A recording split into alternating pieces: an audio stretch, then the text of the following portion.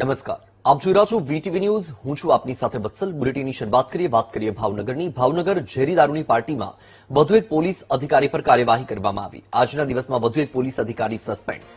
LCB PI MM Sarvaiya suspend.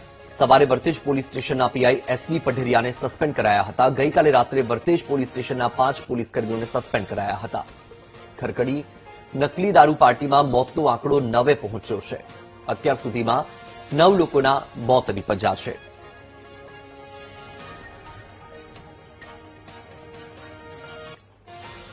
વધુ માહિતી આપી રહ્યા છે સંવાદદાતા કિશન બારૈયા. કિશન, જ્યાં એક તરફ નકલી દારૂકાંડમાં મૃત્યુઆંક સતત વધી રહ્યો છે, તો પોલીસ કર્મચારી અધિકારીઓની સસ્પેન્ડ કરવાની જે સંખ્યા છે એ પણ વધી રહી છે. શું માહિતી?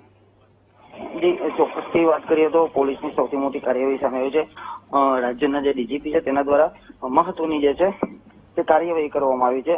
LCBના જે પીઆઈ છે તેમને સસ્પેન્ડ કર્યા છે. મયુર ધ્વજજી જે છે તેમને સસ્પેન્ડ કરવામાં આવ્યો છે.